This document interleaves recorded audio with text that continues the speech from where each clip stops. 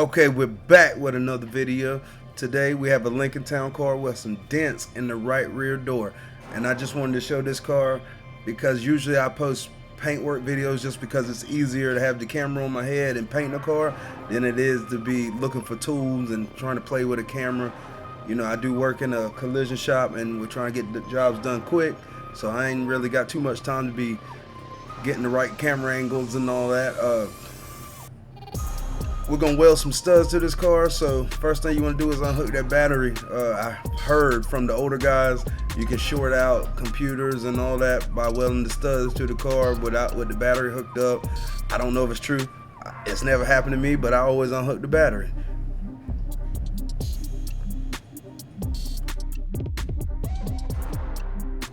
There was actually a lot of dents in this one door, but first we're gonna start off by getting that paint off, because you got to get it back down to bare metal.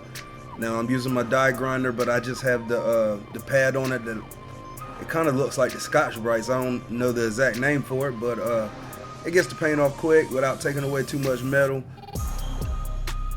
You don't want to go with like some 40 grit or something and make the metal too thin.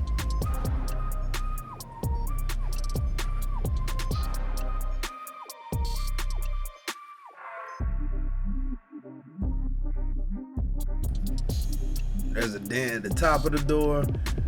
I found one at the back of the door, the front of the door. Now originally I was just supposed to blend the front door and leave the quarter panel alone, but since I found more dents, they talked to the owner of the car and he told me to go ahead and fix it. And so we ended up blending the quarter panel. Now there's some rust at the bottom of the door that the molding actually covers up. Now he didn't want to fix that, but he wanted to fix the other dent. So that's why y'all didn't see me mess with the rust at the bottom of the door. Now here, this is how you put the studs in, stud welder. Now with a stud welder, you want to do it quick. Just pull the trigger for like 1 second, 1-2 seconds. It's real quick. If you weld that stud to that metal too hard, when you go to take the stud off, it's probably gonna rip a hole in it. Now you could go at it with a slide hammer that are made for these studs, but on these smaller dents, man, you just grab some vice grips and put those studs in the low spots, pull on the vice grips, get your body hammer out, tap on the high spots. I'm gonna put a little picture up here so y'all can see what I'm talking about with the high spots and the low spots and all that.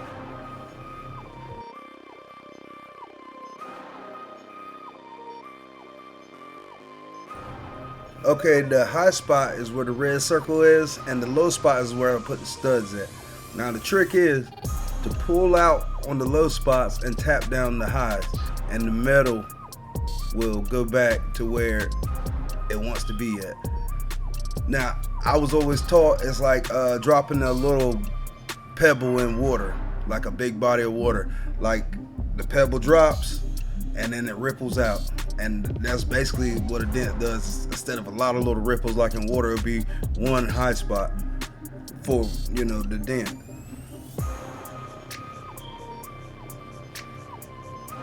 Now if you go putting body filler on a dent and not getting the lows out and the highs down, then the body filler will never be right. You can sand it, and you'll end up with a smooth heel, and you know, anybody could just look at it and know something's wrong with that panel.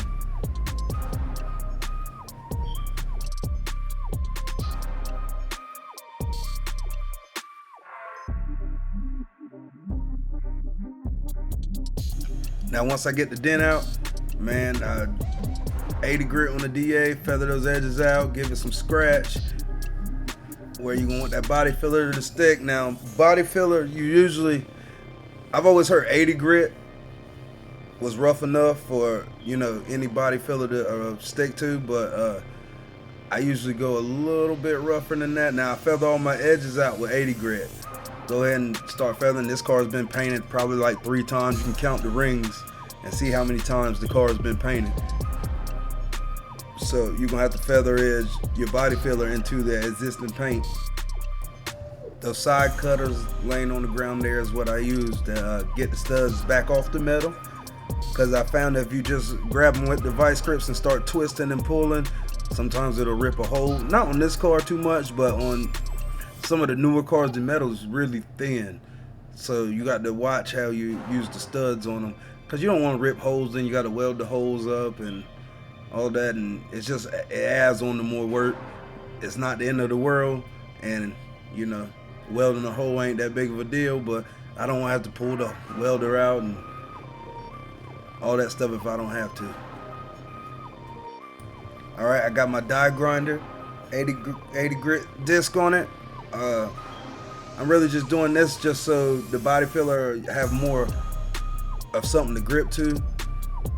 Now when you use a die grinder, it's a straight circle. It spins in a straight circle, and it leaves a deeper of a scratch than DA would. The DA spins in a circle and it vibrates in different ways, so it actually leaves a smoother scratch. Now I make sure I just stay on the metal with the die grinder, because you don't want those deep scratches in the existing paint, and then you have to sand those out later.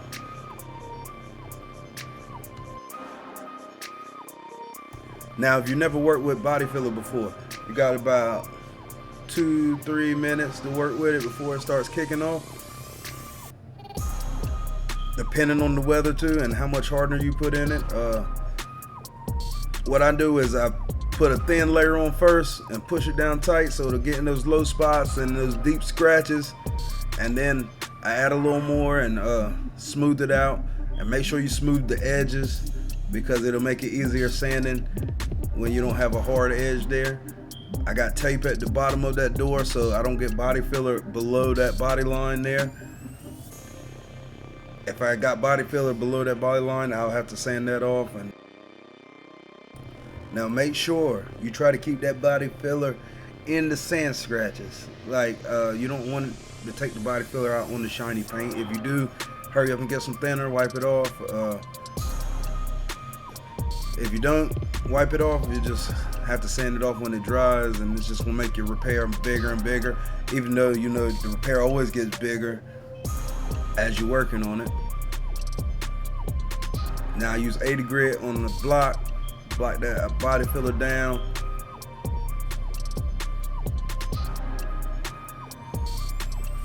Make sure you feather edge those edges. That's the important part, is the edges, because if you don't get those edges flattened out and feathered out right, you're always gonna see the body work. Use your hands to see, because your eyes play tricks on you, but your hands can feel if it's smooth or not. As you can see, I got a high spot right there where that metal is, and I keep rubbing my hand over it. Grab a body hammer, tap that high spot down. Now this door is bouncing a lot. Sometimes you get those metals that it just keeps bouncing, and you have to tap it. Now don't go smashing it in, because then you just have to pull it back out, but you just want it to go down enough where you can just put a nice little coat of body filler over it and sand it down smooth.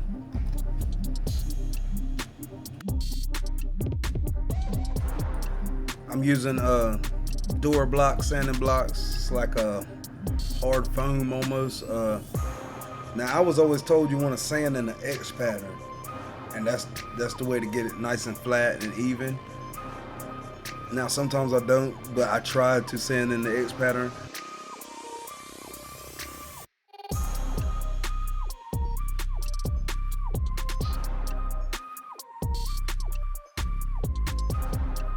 Now I actually put another coat of body filler on this, just because of those high spots and all that. Usually I try to stick to 1 or 2 coats, and that usually do it. If I got to do more, then the body work probably wasn't that great.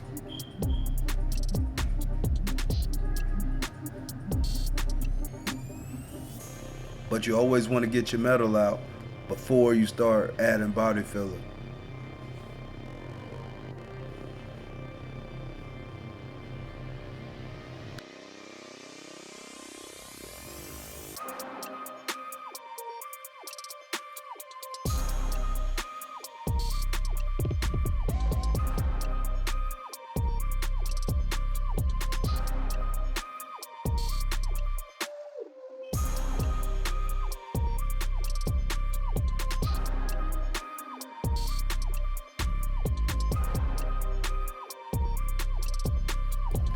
Tapping down some more high spots that I got from those welded studs.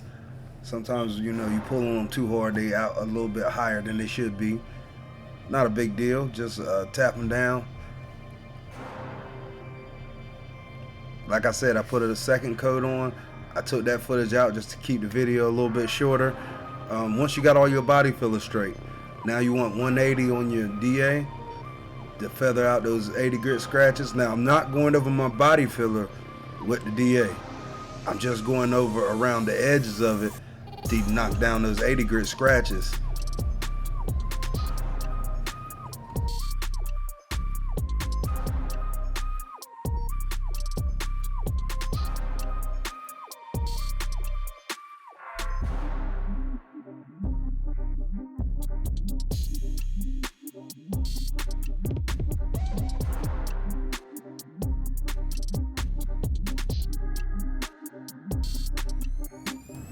Adding a little glazing putty. Now glazing putty is a lot thinner than lightweight body filler.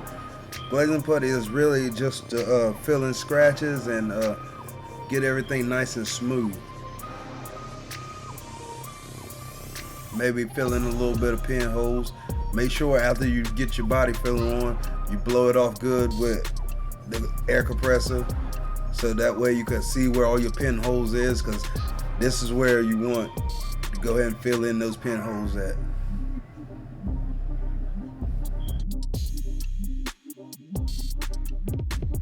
Now this stuff is like icing the cake, man. It's real thin. It's much thinner. It's actually easier to sand. But I actually go over the feather edge part into the paint that I sanded with 180. Now 180 is all you need is for this stuff to stick to. That small dent at the front of the door, I just sanded that with 180 and figured I'll just glaze it in when I use the glaze on the rest of the dents. But like I said, when I'm priming, you'll see that I found a dent in the back of the door, which made me go into the quarter panel when I painted it.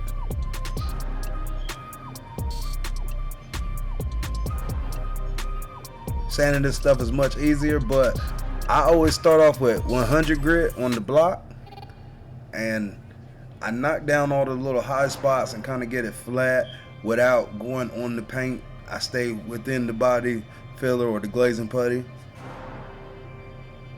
Then I switch to 180. Now the 180, I don't mind you. That's when you're gonna have to do all your feather edging, get those 100 grit scratches out. You can use guide coat on this stuff too. I just usually don't use guide coat. I use guide coat when I'm blocking my primer. But you can use, I've seen guys use guide coat on this stuff if you're not too sure yet. Now guide coat, you can buy the dry kind, or you can just use some flat black spray paint just to see where your highs and lows are.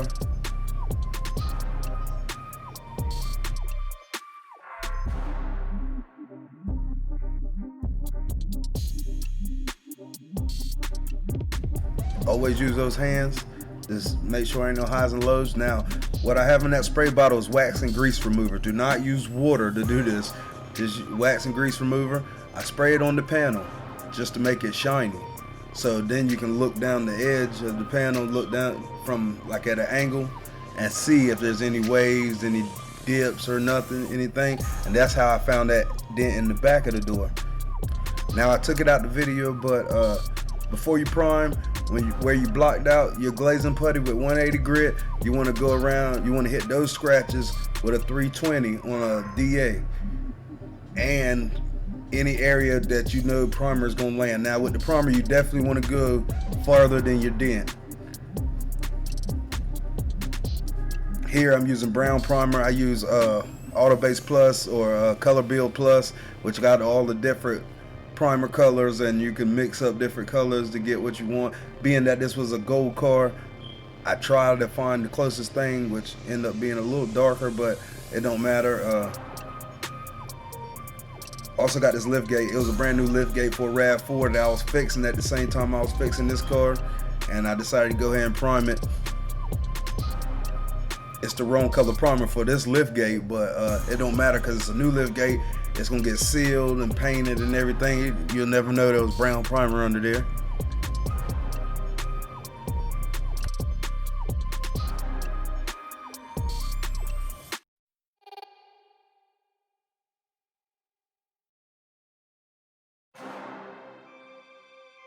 I use the heat lamp in between coats of primer. When it's cold outside, man, we still in the winter time. It's February. Might have been 40 some degrees that day.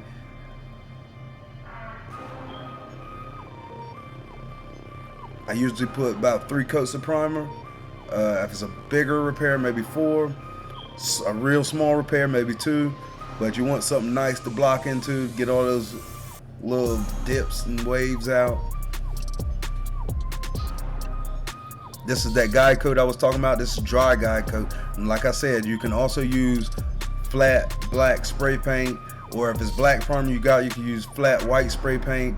And once you go over it with the sandpaper, it'll show you exactly where the highs and lows are.